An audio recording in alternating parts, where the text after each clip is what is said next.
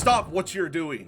Nasir has bamboozled us. What are you talking about? The copper is goddamn store brand. It's absolute crap. I need you to write a new tablet. Put that one aside. Okay, calm down. Just give me a moment to get a new tablet. I'm sorry, Gilgamesh. I guess we're gonna have to finish carving you another time.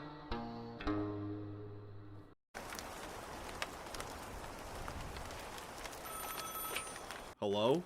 Sir, we have done it. We have found the artifact. Good. It's going all according to plan. Disclaimer, I am not a historian, anthropologist, archaeologist, lawyer, journalist, or any kind of expert. Take everything I say with a grain of salt because I'm just a cat with Google. All my sources are in the description. Howdy gamers. Are you curious why Hobby Lobby stole millions of dollars worth of artifacts from Iraq? Well, our story starts around 12,000 years ago. What does Hobby Lobby buying stolen artifacts have anything to do with what happened that long ago?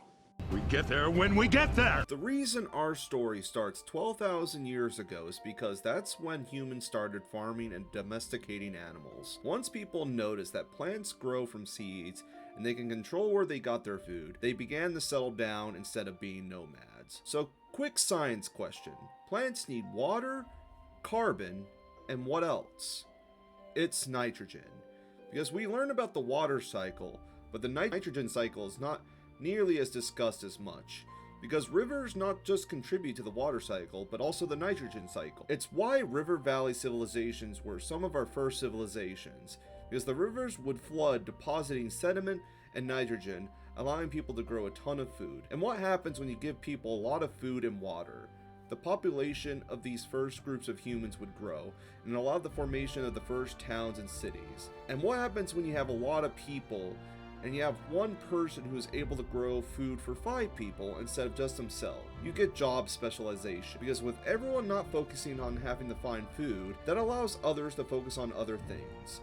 It's how you got pottery for storing grain, metalworking for tools, tailoring for clothes, and etc. And with all these goods and services in these towns, you get commerce and a lot of wealth, which also led to the first governments, or city-states along these river valleys formed. But if you're a king, and you have hundreds of thousands of people paying taxes, and you need records for all your rules as a ruler, then you gotta need a way to document everything, which led to the invention of the alphabet. But these ancient people didn't have paper yet, so they wrote down everything on clay tablets called cuneiforms. And something recorded on these tablets was the Epic of Gilgamesh, one of mankind's earliest stories. The epic is a collection of poems written in 2001 BC about Gilgamesh, a king who was on a journey to find eternal life. Things are looking great for humanity. Hopefully some sea people don't show up and collapse these Bronze Age societies. And since these documents and stories were recorded on clay tablets, they lasted thousands of years to the modern day. But the next part of our story takes place in 2003 when the US invaded Iraq. Damn! Laura! Laura! Laura! The 2003 US invasion of Iraq is a complex affair, and we would have to talk about the Ottoman Empire, World War I, British colonialism, Pan-Arabism, Saddam Hussein, and 9/11, which will be a story for another day. But we want to focus on what happened to the Iraq National Museum during these events. On March 20th, 2003, US forces landed in Kuwait and moved into Basra, and they would reach Baghdad by April 9th, which is less than 3 weeks, which gave the museum staff very little time to prepare. With the US Army approaching the capital, they used the little time they had to prepare, so they built makeshift walls around the museum and placed sandbags and foam around large artifacts before the staff themselves evacuated on April 9th as the fighting was taking place in the city. Okay, you remember the tablet from the beginning of our story? The Epic of Gilgamesh was one of these artifacts they had to leave at the museum. When the museum staff had to flee, a lot of these tablets and other artifacts were stolen. Depending on the sources, it could have been opportunists, US-backed militia in the region, other Arab groups, or just organized criminals, etc. All we know is some group looted the museum. And some criticize the US for allowing this to take place when they had the resources, but the US Army's defense was it was preoccupied with fighting and wounded in the city at the time. After the artifacts were stolen, they made their way to the UAE, where black market dealers started selling them to Western countries. But that brings us to the last part of our story. Why did Hobby Lobby buy all these stolen artifacts? Something you need to know about Hobby Lobby is that the owner, David Green, is a radical evangelical Christian who also owns a museum called the Museum of the Bible, where they have been caught faking artifacts and exhibits, like a forgery of the Dead Sea Scrolls they were caught with.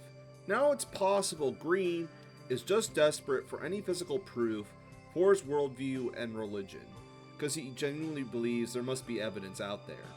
Or he could just be scamming other evangelical Christians. It's hard to prove intent. Which brings us to 2009, when the Hobby Lobby smuggling scandal begins. So in 2009, Hobby Lobby, a craft and game store, started purchasing large numbers of tablets. I guess you know where our buddy Gilgamesh is hiding. In 2010, they spent almost $2 million purchasing stolen Iraqi artifacts from dealers in the United Arab Emirates. Because mentioned earlier, Green's family owns both the Bible Museum and Hobby Lobby, and were hoping to put these artifacts in their museum. When they were shipped, they were misrepresented with false documents that appear as just ceramics. Starting in July 2017, U.S. federal prosecutors filed a civil complaint, and the government started investigating once they learned the true nature of the artifacts, where Hobby Lobby consented to the government settlement, returning 5,500 artifacts and paying a fine of $3 million on July 5th. And by August 2021, Iraq reclaimed over 17,000 artifacts, including our good pal, the Epic of Gilgamesh, where he now has returned home in the Iraq National Museum. So what is the moral of today's story? Don't trust Enos here! Where's my copper Enos here? This copper's so bad! I want my copper Enos!